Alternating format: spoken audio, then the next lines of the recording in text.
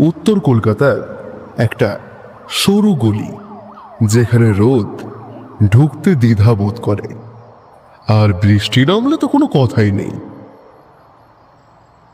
ঠিক সেই গলির মোড়েই অনিমেষের একটা ছোট্ট দোকান, অনিমেষ ওয়াচ রিপেয়ারিং। দোকানটা খুব ছোট, চারিদিকের দেওয়ালে অজস্র ঘড়ি, কোনোটা ব্রিটিশ আমলের কাঠের দেওয়াল ঘড়ি, কোনোটা আবার ছোট্ট পকেট ওয়াচ। এই হাজারটা ঘড়ির টিকটিক শব্দের মাঝে অনিমেষ বসে থাকে তার ছোট্ট ডেস্কটা নিয়ে। যখনই সে কাজে বসে, তার চোখে একটা ম্যাগনিফাইং গ্লাস লাগানো থাকে। অনিমেষের বয়সটা ঠিক ধরা যায় না, এই 28 কিংবা 30 হতে পারে। সর্বদাই তার মুখে একটা স্থায়ী বিষণ্ণতা। তার বুকের বাঁ দিকটা হঠাৎ করে চিনচিন করে ওঠে। ডাক্তার বলেছে এটা কাউন্টাউন। তার হার্টের একটা ভালভ প্রায় নষ্ট, আর তার জীবনে হাতে গোনা আর কটা দিনই। সে জানে এই হাজার হাজার ঘড়ির মতো একদিন নিজের হৃৎপিণ্ডটাও চিরকালের মতো থেমে যাবে। অনিমেষ চেয়ার থেকে উঠে দোকানের দরজাটা বন্ধ করল। তারপর পাশের জানলার সামনে বসে কাজ করতে শুরু করল। টেবিল থেকে একটা গ্লাস তুলে সে জল খেল।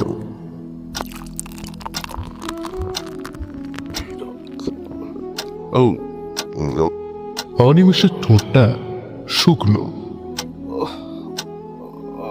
সে এক মুহূর্তের জন্য জানলার বাইরে তাকালো। অন্ধকার আকাশ চিরে নেমেছে বৃষ্টি, অঝোর ধারায় বৃষ্টি। এখন সন্ধেবেলা না, সন্ধে ঠিক না, রাত বলাই ভালো। বৃষ্টির জন্য রাস্তাঘাটে একটাও লোক নেই। হঠাৎ দোকানের দরজায় ঝোলানো পিতলের বেলের মৃদু শব্দ হলো। অনিমেষ মাথা তুলল না, মাথা নিচু করেই বলল, আজ আর কাজ হবে না, আপনি কাল সকালে আসুন, আমি দোকান বন্ধ করে দিয়েছি।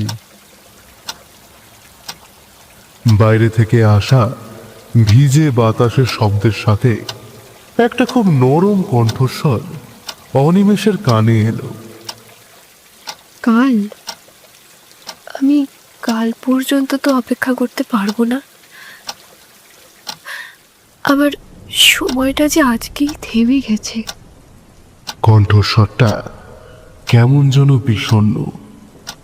সে আস্তে আস্তে চেয়ার থেকে উঠে জানলায় ঝুঁকে দরজায় দেখার চেষ্টা করল। দোকানের দরজায় একটা মেয়ে দাঁড়িয়ে আছে। মেয়েটা একেবারে ভিজে গেছে। তার হালকা ঘিয়ে রঙের শাড়িটা শরীরে লিপটে আছে। কপাল বেয়ে বৃষ্টির জল চোয়াল দিয়ে টুপ টুপ করে পড়ছে। ভেজা চুলগুলো তার কপাল ও গালে ছিটে আছে। সাথে ভুরুর মাঝখানটায় ছোট্ট একটা পাথরের টিপ। এক পাশে বিনুনি করা তার চুল, এবং তার দু হাতে ধরা একটা ছোট্ট কাঠের বাক্স। মেয়েটার চোখের দিকে তাকালে মনে হয় সে কোনো একটা গভীর আতঙ্কে কাঁপছে।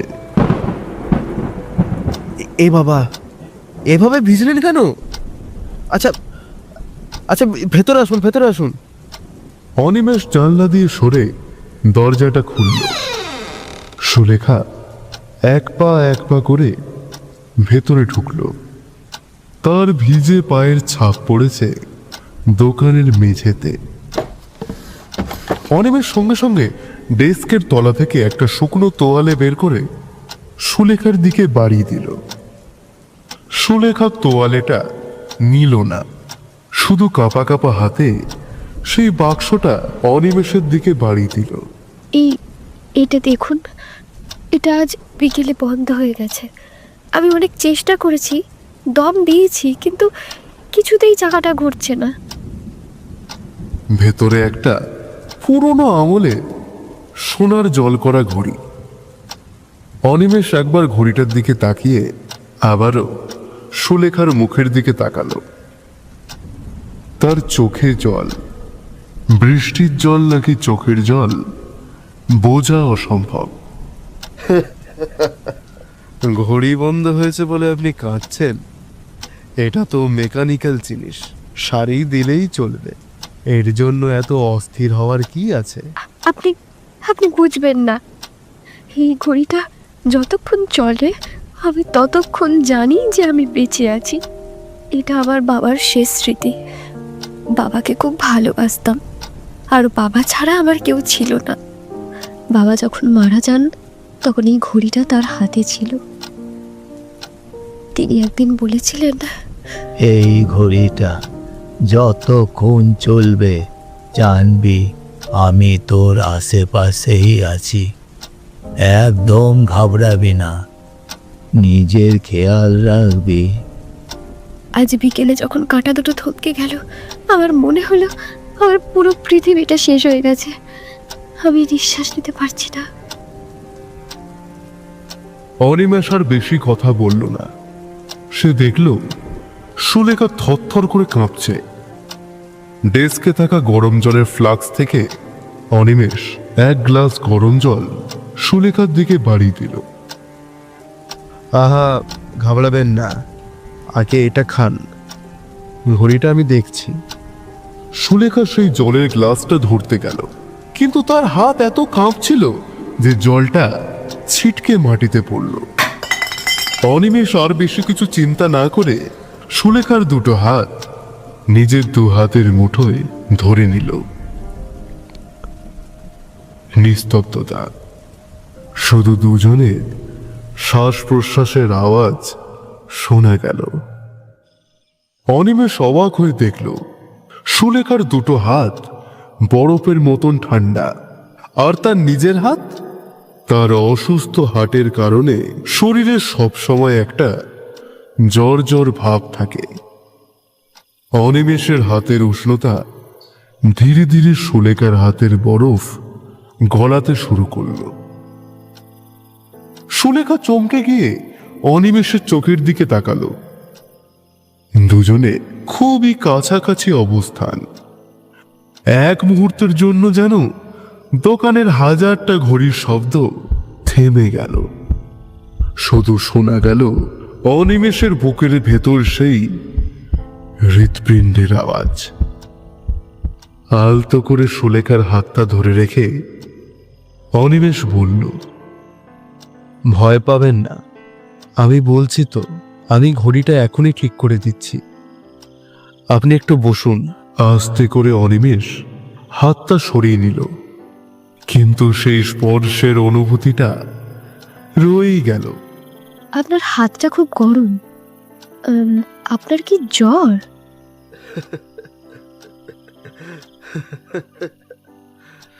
না, এটা জ্বর নয়, এটা সময়ের তাগিদ।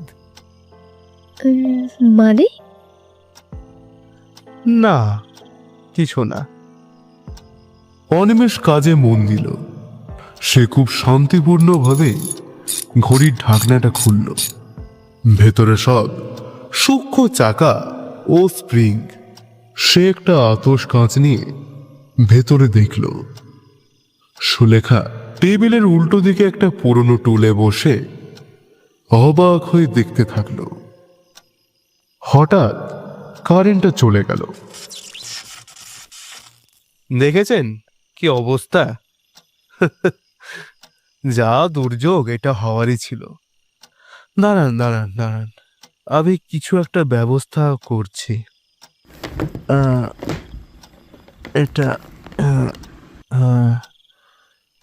অনেক খোঁজার পর অনিমেষ একটা কেরোসিনের লণ্ঠন বের করে আনলো।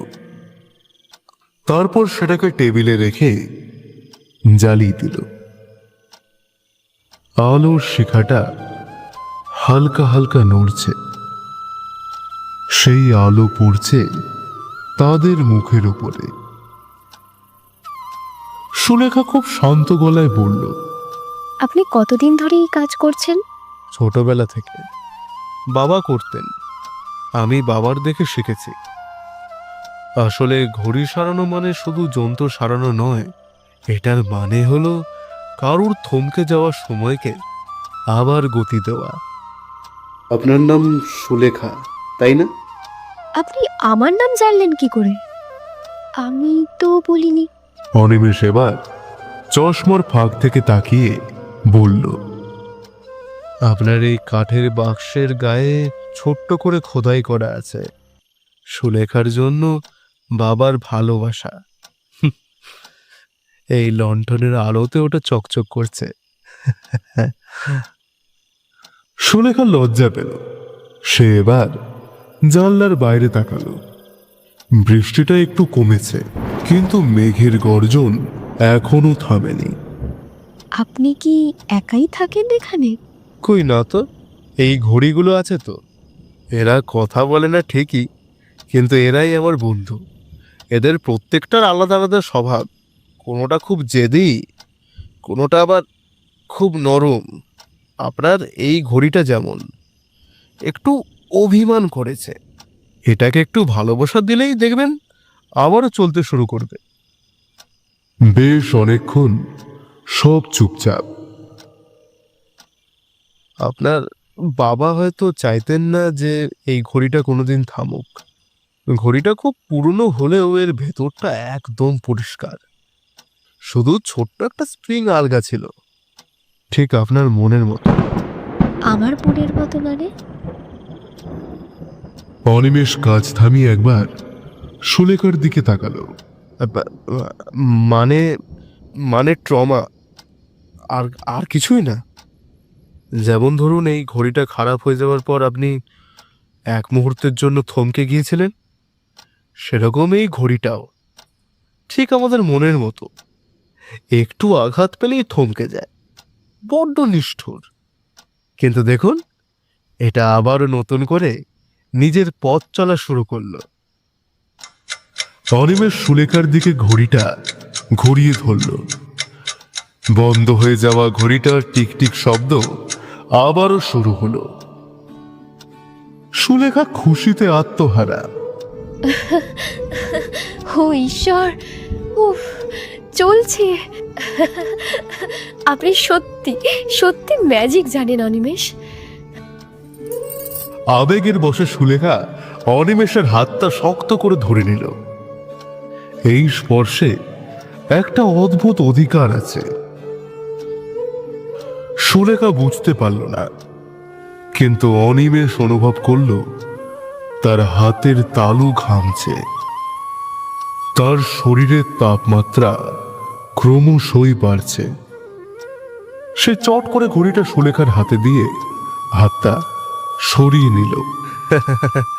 এই নিন আপনার সময়, এবার সাবধানে বাড়ি যান, অনেক রাত হয়ে গেছে। ধীর পায়ে সুলেখা দোকান দিয়ে বেরিয়ে গেল। দোকান বন্ধ করে অনিমেষও দোকান দিয়ে বেরিয়ে গেল। বাইরে তখনও টিপ টিপ করে বৃষ্টি পড়ছে। অনিমেষ নিজের ছাতাটা খুলল, তারপর হেঁটে চলল সামনের দিকে।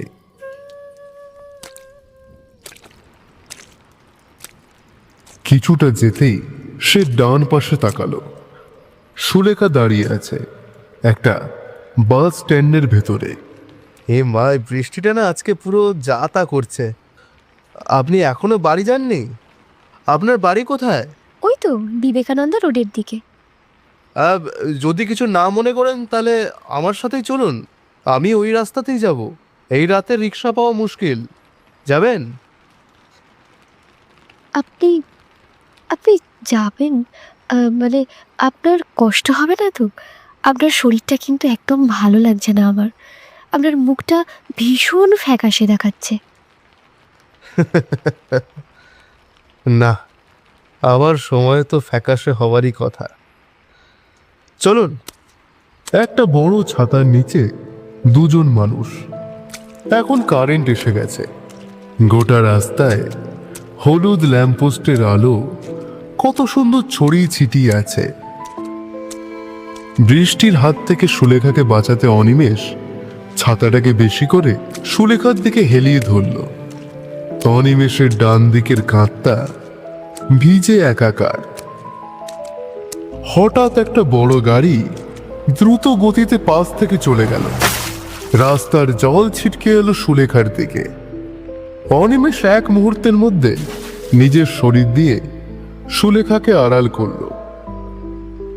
জলে ভিজে যাওয়ার ভয়ে সুলেখা অনিমেষকে খামচে ধরল। সুলেখার মুখটা তখন অনিমেষের বুকের কাছে। অনিমেষের গায়ের সেই ভ্যাপসা গরম আর ওষুধের একটা হালকা গন্ধ সুলেখার নাকে এলো। সে শুনতে পেল অনিমেষের বুকের থেকে আসা একটা অদ্ভুত শব্দ, যেন কোনো একটা পুরনো মেশিন প্রাণপণ চেষ্টা করছে চলার। আপনার হার্টটা এত জোরে ডাকছে কেন অনিমেষ? মনে হচ্ছে ও যেন কিছু বলতে চাইছে। সুলেখার চুলে হাত ছোঁয়াতে গিয়েও অনিমেষ থেমে গেল। হাতটা নিজের প্যান্টের পকেটে ঢুকিয়ে নিল। ও বলছে এই রাত কেটে যাতে আর ভোর না আসে। সাথেও বলছে অনেকদিন পর কারোর জন্য বেঁচে থাকার শব্দ শুনতে পাচ্ছে। অনিমেষের হাতে থাকা ছাতাটা সুলেখা দু হাতে টান দিয়ে ধরল আর একটু লজ্জা পেয়ে হাসল।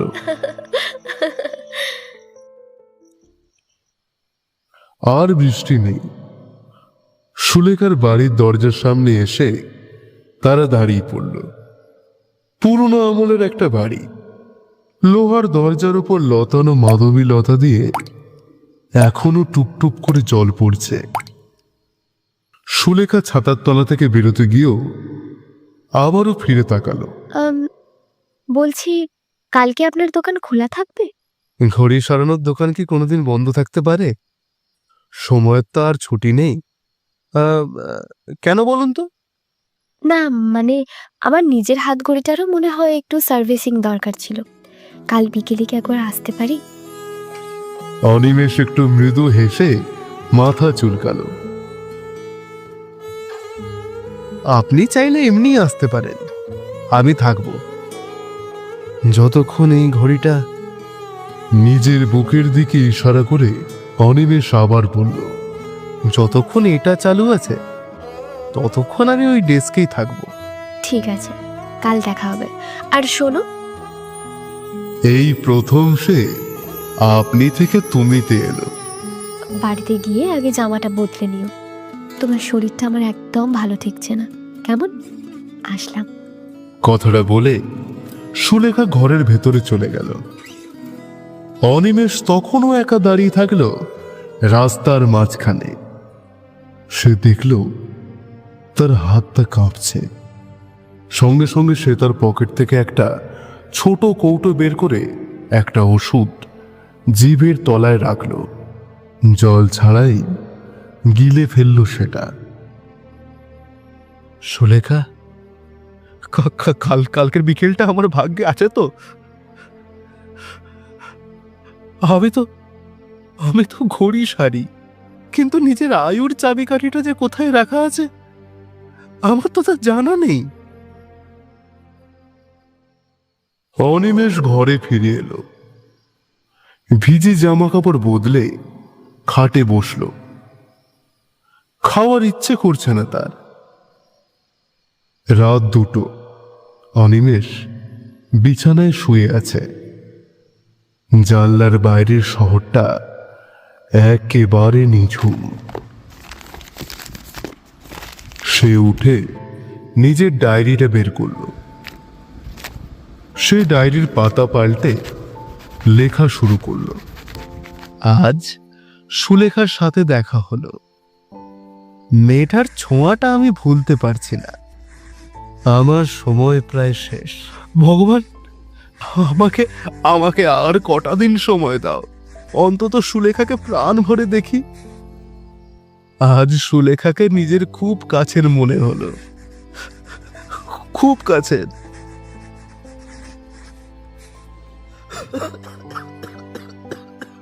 হঠাৎ অনিমেষের খুব কাশি শুরু হলো। সে মুখে হাত চাপা দিল।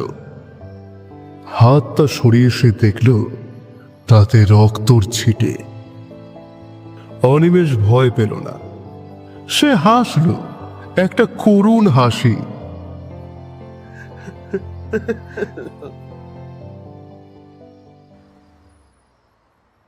পরের দিন বিকেল, সুলেখা হাজির নিজের ঘড়িটা নিয়ে। আসতে পারি? হ্যাঁ হ্যাঁ, নিশ্চয়ই নিশ্চয়ই, আসুন। সুলেখার পরনে আজ কলমকারি করা একটা সুতির শাড়ি, কিন্তু কপালে সেই ছোট্ট টিপটা আছে। বেশ মানায় মেয়েটাকে। অনিমেষ অবাক হয়ে সুলেখার দিকে তাকিয়ে আছে। হাত ঘড়িটা? ও হ্যাঁ হ্যাঁ হ্যাঁ হ্যাঁ, আসুন না, আসুন আসুন। বড্ড অগোছলো ঘর আর কি। আসুন আসুন, বসুন। সুলেখা হাত থেকে ঘড়িটা খুলতে খুলতে অনিমেষের সামনে এসে দাঁড়ালো। আরে উফ, এমনভাবে আটকেছে না। আহ, বলছি, ঘড়িটা খুলতে পারছি না, একটু সাহায্য করবেন? কই দেখি। অনিমেষ হাত বাড়িয়ে হাত রাখলো সুলেখার হাতের উপর। শরীরে একটা শিহরণ খেলে গেল তার। একটু টান দিতেই ঘড়িটা খুলে গেল। খুব জং খেয়েছিল আর কি, খুলছিলই না। না না, কোনো চিন্তা নেই, আমি এক্ষুনি ঠিক করে দিচ্ছি। অনিমেষ সঙ্গে সঙ্গে ঘড়িটা নিয়ে ডেস্কের উপর রেখে সরু একটা স্ক্রু ড্রাইভার নিয়ে স্ক্রুগুলো খুলতে শুরু করলো। বাবা চলে যাওয়ার পর থেকে আমার জীবনটা একেবারে একা হয়ে গেছে, পুরো একটা জং ধরা ঘড়ির মতো। খুঁজছি কোনো একটা বিশ্বস্ত মানুষ, যার সাথে সারাটা জীবন শান্তিতে ঘড়ির দম দিতে দিতেই একদিন ব্যাটারিটাই শেষ হয়ে যাবে। কথাটা শোনা মাত্রই অনিমেষের বুকটা ধক করে উঠল। সময় সময় কারোর জন্য থেমে থাকে না। দেখতে দেখতে 6টা মাস পেরিয়ে গেল। সেই বৃষ্টির রাতে সুলেখা এসেছিল ঘড়ি সারাতে। আর এখন এখন সে এই ছোট্ট দোকানটার একটা বিরাট অংশ। এখন আর সে ঘড়ি সারাতে আসে না, সে আসে শুধু অনিমেষের খেয়াল রাখতে। কি আর করা যাবে, সে যে ভালোবেসে ফেলেছে। ভালোবাসার মরণ কখন কার কিভাবে আসবে সেটা কারোরই জানা নেই। আর লাভ এট ফার্স্ট সাইটের তো কথাই আলাদা। এখন বিকেল 5টা বাজলেই অনিমেষ আর একা থাকে না। সুলেখা একটা টিফিন ক্যারিয়ারে করে নিজের হাতে করে অনিমেষের জন্য খাবার বানিয়ে নিয়ে আসে। এই ছোট্ট দোকান ঘরটাই এখন তাদের রূপকথার রাজ্য। অনিমেষ, তুমি কি সারা জীবন এই চশমাটা চোখের সামনে লাগিয়ে কাটিয়ে দেবে বলো তো? নাও নাও, এই পায়েসটা একটু মুখে দিয়ে দেখো তো চিনি ঠিক হয়েছে কিনা। কাজ না করলে খাবো কি? দায়িত্ব নিচ্ছি, কাজ তো করতেই হবে। কিছু না করতে পারি, কিন্তু শাখা সিঁদুর বাড়ি দেওয়ার টাকাটা তো লাগবেই। আর তোমার হাতের পায়েস কি কোনোদিন চিনি কম হতে পারে? কোনোদিনই না। সুলেখার চোখটা ছলছল করে উঠল। চোখের সামনে ভেসে উঠল তাদের কাল্পনিক সুদিনের কথা।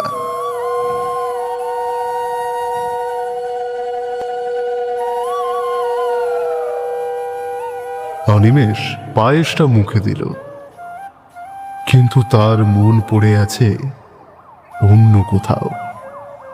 সে আর চোখে সুলেখাকে দেখল। সুলেখা জানলার পাশে দাঁড়িয়ে আছে। পড়ন্ত রোদের আলো এসে পড়েছে তার মুখের উপর, এক মায়াবী রূপ তৈরি করেছে তার। অনিমেষের বুকটা হঠাৎই হু হু করে উঠল। সে মনে মনেই বলল, এটা আমি কি বললাম? আমার তো নিজেরই সময় শেষ।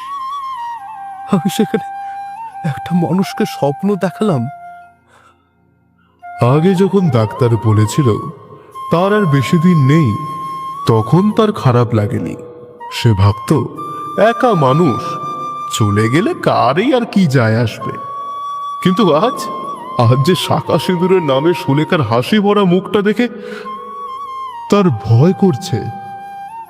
যদি সে মরে যায়, এই মেয়েটা তবে কার জন্য পায়েস বানিয়ে নিয়ে আসবে? কে আগলে রাখবে তাকে?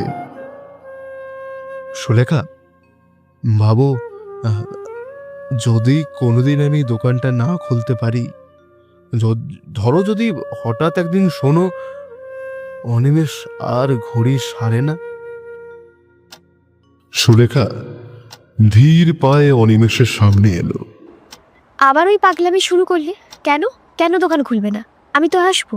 তুমি না থাকলে আমি এই ঘড়িগুলোর টিকটিক শব্দ সইব কি করে? কথাটা শোনা মাত্রই অনিমেষের শরীরে বিদ্যুৎ খেলে গেল।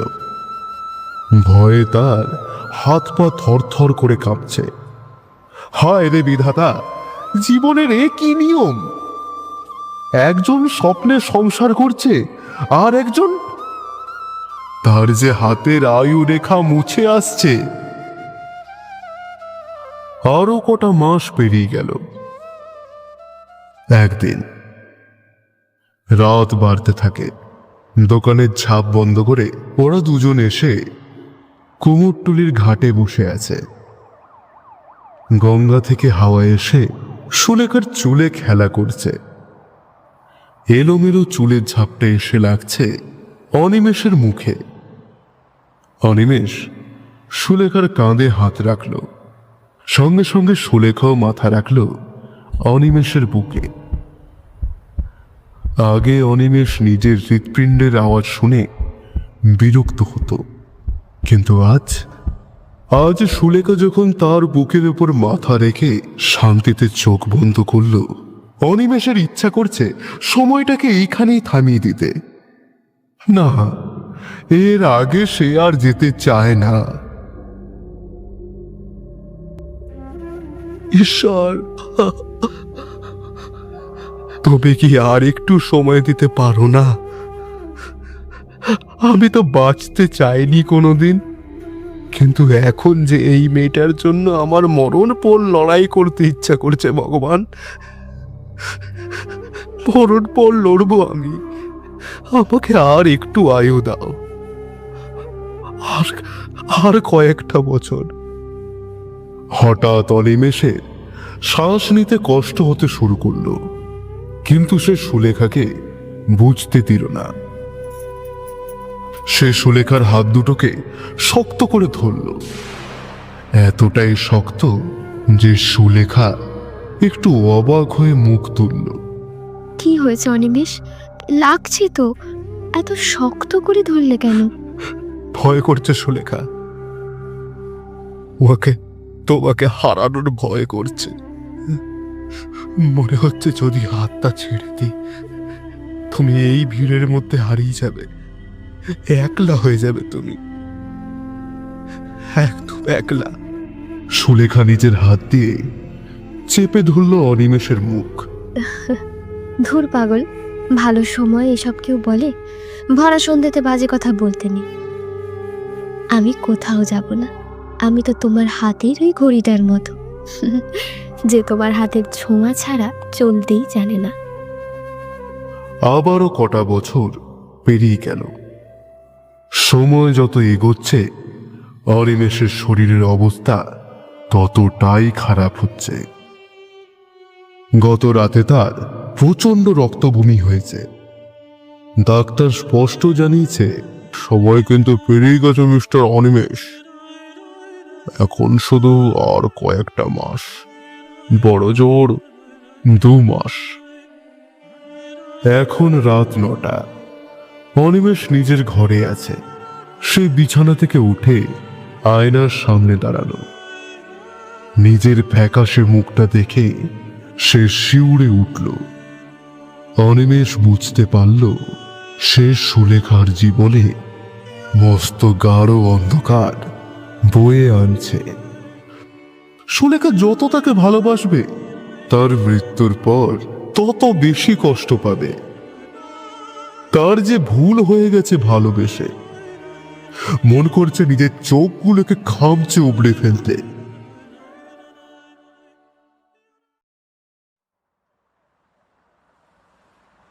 পরের দিন বিকেলে সুলেখা যখন দোকানে এলো, অনিমেষ তার দিকে ফিরেও তাকালো না। আজ তোমার রাতের খাবারের জন্য পছন্দের ধোকার ডালনা এনেছি, খেয়ে দেখো তো। ওটা নিয়ে যাও, আমার খাওয়ার সময় নেই।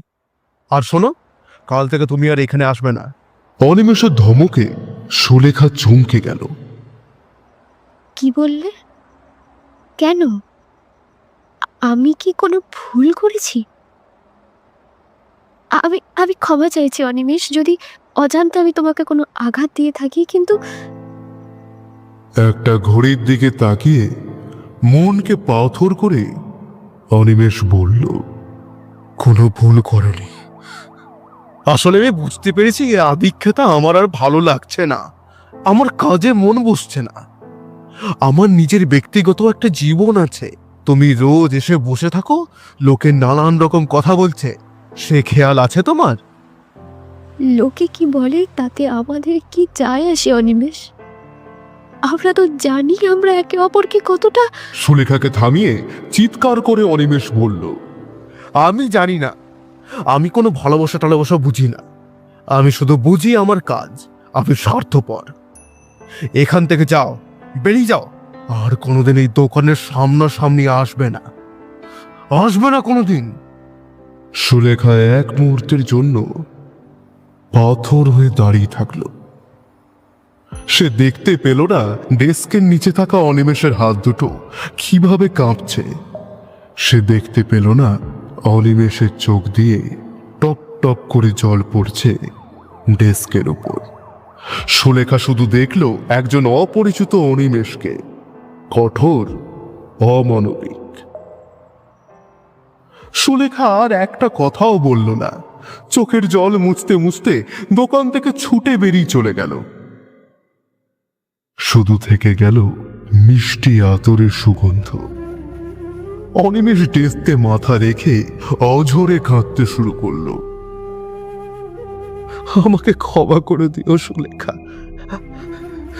তোমাকে আজ দূরে না সরালে তুমি আমার নিথর দেহটা দেখবে। তখন নিজেকে যে সামলাতে পারবে না তুমি। আমি জানি আমি তোমার ঘৃণার পাত্র হয়েই মরতে চাই, যাতে আমার চলে যাওয়াটা তোমার কাছে মুক্তির মতো মনে হয়। আমাকে ক্ষমা করে দিও। দিন গেল, মাস গেল, বছর ঘুরে গেল। সুলেখা আর আসেনি কোনোদিন। সে তার অভিমানে এবং অপমানে নিজেকে দূরে সরিয়ে নিয়েছে। আর অনিমেষ, সে তিলে তিলে নিজেকে শেষ হতে দিচ্ছে। গত 1 বছর সে আর দোকান খোলেনি। সে এখন নিজের ঘরে একা। তার শরীর এখন কঙ্কালসার। আজ বৃষ্টি পড়ছে, ঠিক তেমনই বৃষ্টি যেমনটা ছিল তাদের প্রথম দেখার রাতে। অনিমেষ বিছানায় শুয়ে জানলার বাইরে তাকিয়ে আছে। তার বুকের ধকপকানি আর নেই বললেই চলে। সে জানে আজই তার শেষ রাত। সে খুব কষ্ট করে টেবিল থেকে সেই তার ডায়েরিটা তুলে নিল।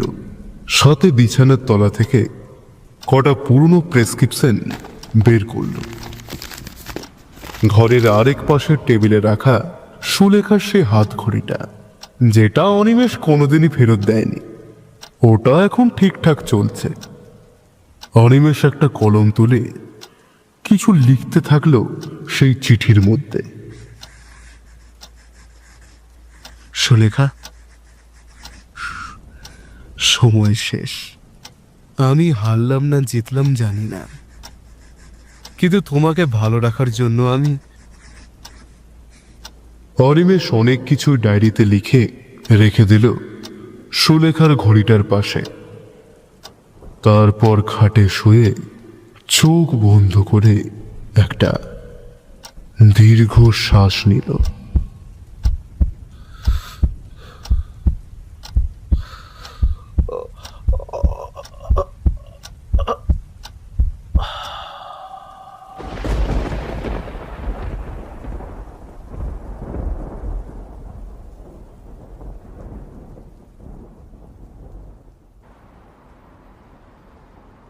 কটা মাস পেরিয়ে গেল।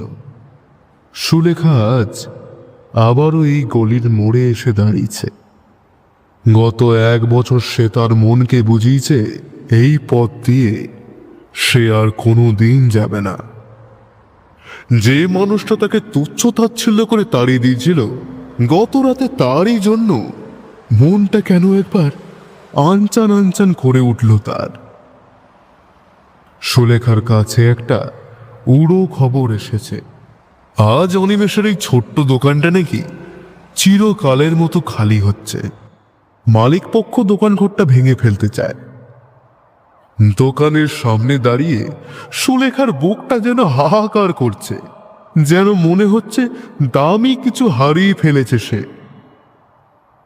অনিমেষের দোকানটার একদম সামনে দাঁড়ালো। দোকানের ঝাপটা আধ খোলা, ভেতরে ধুলোর আস্তরণ জমে আছে।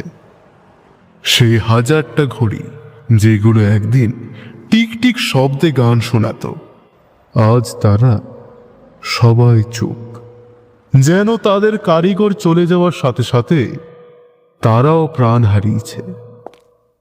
সুলেখা ধীর পায়ে সেই ডেস্কের সামনে এসে দাঁড়ালো যেখানে অনিমেষ বসত। সুলেখা দেখতে পেল টেবিলের উপরে রাখা তার হাত ঘড়িটা। সব ঘড়ি বন্ধ হয়ে গেলেও ওটা কি সুন্দর টিকটিক শব্দ করে চলছে। আর তার পাশে রাখা একটা ডায়েরি, সাথে কিছু পুরনো প্রেসক্রিপশন। ওই পোকা লেগে গেছে সবকিছুতেই। সুলেখা ভাবল অনিমেষ এই শহর ছেড়ে চলে গেছে, কিন্তু তাও সে সেই প্রেসক্রিপশনের ডায়েরিটা হাতে তুলে নিল। সে প্রেসক্রিপশনের তারিখগুলো দেখল, আজ থেকে অনেক বছর আগে, যেদিন তাদের প্রথম দেখা হয়েছিল। সেদিন থেকেই অনিমেষ জানত সে আর বেশি দিন নেই। সুলেখা পাথরের মতন দাঁড়িয়ে থাকলো। সে একবার ডায়েরিটা খুলল। অনিমেষের হাতের লেখা খুবই দুর্বল, যেন অনেক কষ্টে সে শব্দগুলো সাজিয়েছে। চিঠিটা পড়তে পড়তে সুলেখার ভুরু দুটো কুঁচকে গেল। রাঙা বরণ চোখ বেয়ে নেমে আসছে জলের পাতলা ধারা। সুলেখা, সময় শেষ। আমি হারলাম না জিতলাম জানি না, কিন্তু তোমাকে ভালো রাখার জন্য আমি অনেক দূরে চলে গেলাম। তোমার ঘড়িটা এখনো চলছে, কিন্তু আমার হাতে আর সময় নেই। আর কিছুক্ষণ পরেই আমার শ্বাসটা আটকে যাবে, শরীরটা আস্তে আস্তে শক্ত হবে। তুমি এখন আমার এই চিঠি পড়ছো, তার মানে আমি এই জগৎ ছেড়ে চলে গেছি অনেক দূরে, তারার দেশে। আমি জানি তুমি কষ্ট পাবে, কিন্তু আমাকে এটাই করতে হতো। আমি যে মরে গিয়েও তোমাকে বিধবা হতে দেখতে চাইনি সুলেখা। আমি চাইনি তোমার সিঁদুর কেউ লেপটে মুছে দিক। আমি চাইনি তোমার শাখা কেউ ভেঙে ফেলুক। তুমি এই চিঠি যখন পড়ছো, তখন এই পৃথিবীর কোনো ঘড়ির কাঁটা আমার জন্য আর ঘুরবে না। তুমি হয়তো আমাকে খুব ঘৃণা করো। সেই বিকেলের কথা ভেবে হয়তো আজও তোমার চোখ ভিজে ওঠে, যেদিন আমি তোমাকে খুব অপমান করে তাড়িয়েছিলাম। সেদিন আমাকে ওইটুকু করতে হতো। তোমাকে ওইটুকু কষ্ট দেওয়াটা আমার কাছে খুব দরকার ছিল। ডাক্তার বলেছিল আমার হাতে আর সময় নেই। আমি প্রতিদিন আয়নায় দেখতাম আমার প্রাণবায়ু কিভাবে ফুরিয়ে আসছে। আমার খুব ভয় হতো, নিজের মৃত্যুর জন্য নয়, তোমার ওই মায়াবী চোখের জলের জন্য।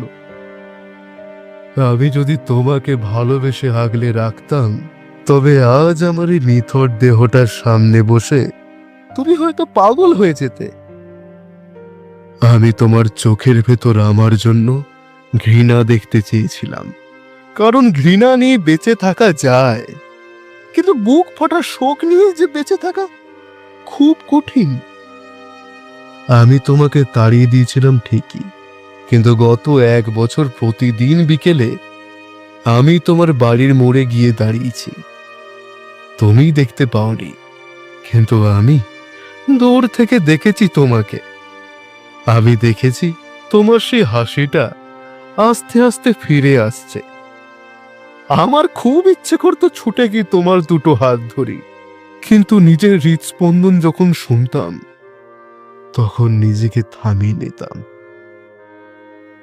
আমার সময় শেষ, সুলেখা। আমি মরে গিয়েও তোমার ঘড়ির ওই বাঁধন হয়ে তোমার হাতের ছোঁয়ায় সারা জীবন বেঁচে থাকতে চাই। যখনই খুব একা লাগবে এই ঘড়িটার শব্দ শুনবে, জানবে আমি তোমার পাশেই আছি। ভালো থেকো আমার শেষ বিকেলের আলো। এটি তোমার ঘড়িওয়ালা।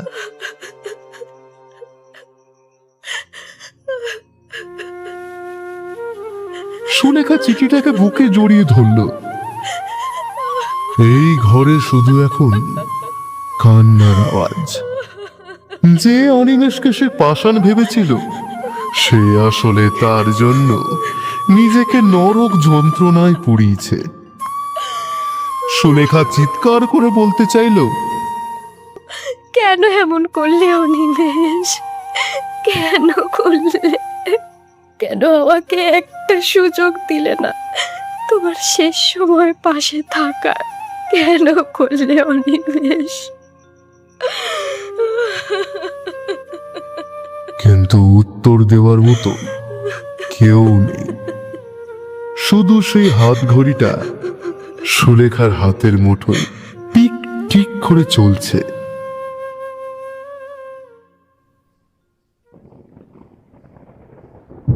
আজ 2 বছর পর শহরটা আবারও বৃষ্টিতে ভিজছে, ঠিক সেই রাতের মতো। সুলেখা এখন একা পথে হাঁটছে, পরনে তার সাদা শাড়ি, কপালের মাঝে সেই ছোট্ট টিপটা আর নেই। বাঁ হাতের কবজিতে শক্ত করে আটা সেই হাত ঘড়িটা। ঘড়িটা চলছে। সুলেখা জানে অনিমেষ কোথাও নেই, আবার অনিমেষই তার চারিপাশের সমস্ত শব্দে মিলে মিশে একাকার। সুলেখা হয়নি কারোর, কারণ সে তো স্বামী রূপে মেনেছিল অনিমেষকেই। কিছু কিছু প্রেম পূর্ণতা পায় না, কিন্তু সেটা হয়ে থাকে অমর। অনিমেষ চলে গেছে, কিন্তু সুলেখার ঘড়ির কাঁটায় সে প্রতি মুহূর্ত বেঁচে আছে। ভালোবাসা মানে শুধু কাছে পাওয়া নয়, ভালোবাসা মানে প্রিয় মানুষটার জন্য নিজেকে হারিয়ে ফেলাও। কেমন লাগলো আমাদের এই প্রেমের গল্প কমেন্টে কিন্তু জানাবেন, আর আমাদের গল্পটিকে লাইক ও চ্যানেলটিকে সাবস্ক্রাইব করে যাবেন, এতে আমরা মনের জোর পাই। আবারও দেখা হবে কোনো নতুন গল্পে। ভালো থাকবেন আর আপনার প্রিয় মানুষটিকে ভালো রাখবেন, কারণ সময় মূল্যবান। ধন্যবাদ।